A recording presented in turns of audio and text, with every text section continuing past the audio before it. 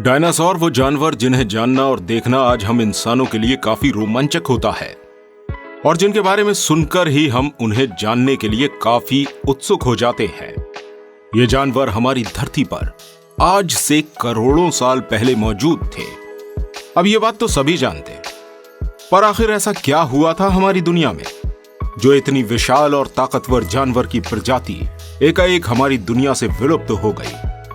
और इन डायनासोरों के विलुप्त होने के बाद हम इंसान अस्तित्व में कैसे आए, इंसानों का जन्म कैसे हुआ और क्या कभी हमारा डायनासोर से आमना सामना हुआ था, ऐसी ही कुछ रोमांचक बातें आज हम आपको अपनी इस वीडियो में बताने जा रहे हैं। 14 करोड़ सालों के टाइम पीरियड तक इस धरती पर रहकर डायनासोर ने एक लंबा समय इस धरती पर बिताया था। रेंगने वाले जानवरों से बड़े रूप में परिवर्तित हुए ये डायनासोर अपने समय की सबसे ज्यादा ताकतवर और विशाल आकार की प्रजाति थी। अब ऐसा नहीं था दोस्तों कि सभी डायनासोर विशाल आकार के ही होते थे। उस समय डायनासोर की कई प्रजातियां मौजूद थीं, जिनमें से कुछ उड़ने वाली भी होती थी, वहीं कुछ मांसाहारी और कुछ शाकाहारी डायनासोर होते थे।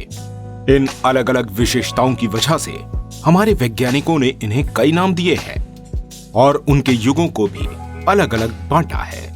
हमारे वैज्ञानिक डायनासोर युग को मेसोजोइक युग कहते हैं, जिनमें 3 मुख्य टाइम पीरियड रहे थे: ट्राइसिक, जोरासिक, क्रिटेशियस। इन अलग अलग टाइम पीरियड में विभिन्न प्रकार की डायनासोर की प्रजातियां हमारी पृथ्वी पर मौजूद थीं। आज से लगभग 650 करोड़ साल पहले हमारी पृथ्वी अपने असली रूप में आ चुकी थी और यहां रहने वाली प्रजातियों में डायनासोर की प्रजाति की अधिकता भी थी और ये इस पृथ्वी पर राज भी किया करते थे। इन्हीं डायनासोरों के साथ वहां मौजूद थे मैमल्स, या कहें तो स्तनधारी जीव, जो अपने जैसे ही संतान उत्पन्न करते हैं। और आगे आने वाले समय में इन्हीं की प्रजातियों के बदले हुए रूप हम इंसान थे। तो एक तरह से देखा जाए तो ये हमारे पूर्वज थे, जो इन विशालकाय डायनासोरों के आगे काफी छोटे प्राणी थे और उस समय इनसे छिपकर रहते थे। इनके रहने की अधिकतर जगहें जमीन के नीचे या तनों की गहराई पर होती थी, जहां पर मैमल्स इस विशाल प्रजाति से अपनी जान की हिफाजत अच्छी तरह कर पाते थे। 650 करोड़ साल पहले जब डायनासोर का क्रिटेशियस युग चल रहा था, उस समय अंतरिक्ष से तकरीबन 10 किलोमीटर व्यास और लगभग 450 लाख किलो का एक एस्ट्रॉयड 80,000 किलोमीटर प्रति घंटा की रफ्तार से हमारी पृथ्वी से आकर टकरा जाता है। पृथ्वी से इस एस्ट्रॉयड की टक्कर के परिणाम स्वरूप एक भयानक विस्फोट होता है। यह विस्फोट इतना खतरनाक था कि पृथ्वी में लगभग 20 किलोमीटर गहरा और 180 किलोमीटर चौड़ा गड्ढा हो जाता है और इस गड्ढे से निकला मटेरियल अंतरिक्ष में फैल गया था। धरती पर हुए इस विस्फोट का असर धरती के आंतरिक सतह पर पड़ा, जिसकी वजह से धरती के ऊपरी हिस्सों पर भूकंप के झटके महसूस होने लगे। साथ ही समुद्र में भी ऊंची ऊंची लहरें उठने लगी और जमीन की ओर बढ़ने लगी। इस विस्फोट से रेडिएशन की मात्रा इतनी अधिक बढ़ चुकी थी कि लगभग 800 किलोमीटर के क्षेत्र में आने वाले सभी जानवर और वहां मौजूद पेड़ पौधे उसी पल जलकर राख हो गए। उस समय उड़ने वाले जीव तो इस विस्फोट से बच गए थे, लेकिन इस महाप्रलयकारी विस्फोट के परिणाम स्वरूप धरती से अंतरिक्ष में गया मटेरियल घर्षण की वजह से जलता हुआ ठीक 40 मिनट बाद धरती पर वापस आग के गोले के रूप में गिरने लगा। इनके साथ ही धूल और गुबार से भरा एक तूफान भी इस समय धरती पर आया, जिसने हमारी धरती के वातावरण को पूरा ढक दिया।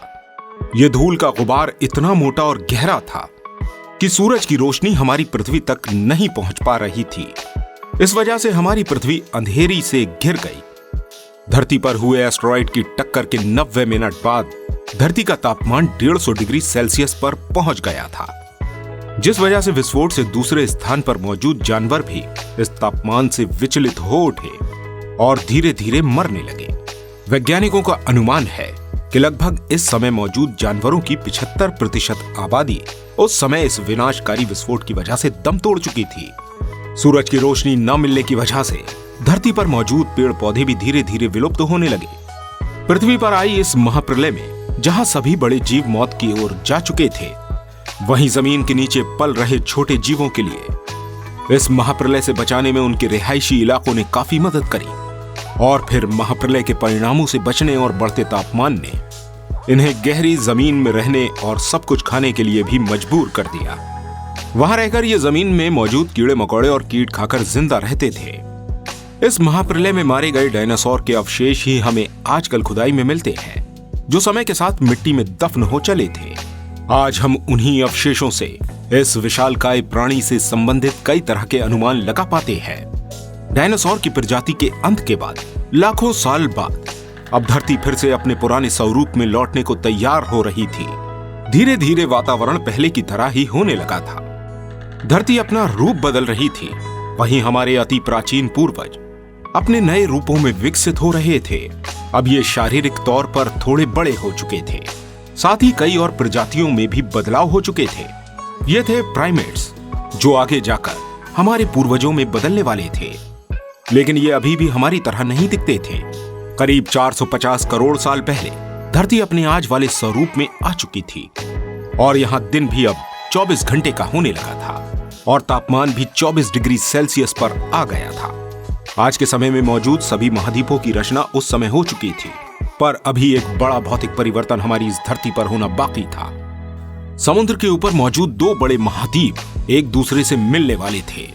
दक्षिणी महाद्वीप से टूटा हुआ एक हिस्सा बढ़ता हुआ एशिया महाद्वीप की ओर चला जा रहा था, जिनके टकराव से एक नए माउंटेन रेंज बनकर तैयार हुए, जिसे आज हम हिमालय कहते हैं। और ये महाद्वीप था हमारा भारत, जो अफ्रीका महाद्वीप से अलग होकर एशिया महाद्वीप से मिल रहा था। इसी हिमालय से दुनिया भर में बहने वाली नदियों के निकलने का स्थान बना। साथ ही ये लैंड एरिया फर्टिलाइज लैंड के रूप में तैयार हो चुका था। इस भौगोलिक परिवर्तन के बाद लगभग 40 लाख साल पहले अफ्रीका में भी एक परिवर्तन हुआ, जिसके परिणाम स्वरूप ईस्ट अफ्रीकन रिफ्ट वैली बनी। इस माउंटेन रिफ्ट के बनने के साथ ही अफ्रीका के जंगलों में मानसूनी हवाओं के आने जाने पर एक रोक सी लग गई, जिस वजह से वहां के जंगल नमी की कमी से सूखने लगे और इन जंगलों के पेड़ों पर रहने वाले वो जानवर जो मैमल्स की प्रजाति के बदले हुए रूप थे, जिन्हें हम एप्स के नाम से जानते हैं, अपने खाने पीने को लेकर परेशान होने लगे और उन्हें अपने खाने की तलाश ने पेड़ों से जमीन पर उतार दिया और ये इस तरह जमीन पर 2 पैरों से चलना सीख गए। और ये एप्स ही धीरे धीरे आज के मनुष्य में परिवर्तित होते गए और आज का ये प्रगतिशील इंसान दूर खगोल में होने वाली घटनाओं से भी वाकिफ है और ये चांद और सूरज तक पहुंच बनाने की भी बुद्धि रखता है। उम्मीद करते हैं दोस्तों आपको ये वीडियो पसंद आई होगी। अगर आपको ये वीडियो पसंद आई है तो इस वीडियो को लाइक और शेयर जरूर कीजिएगा और ऐसी और वीडियोस देखने के लिए हमारे चैनल को सब्सक्राइब करना बिल्कुल मत भूलिएगा। मिलते हैं आपसे अगली वीडियो में, तब तक अपना बहुत सारा ध्यान रखिएगा।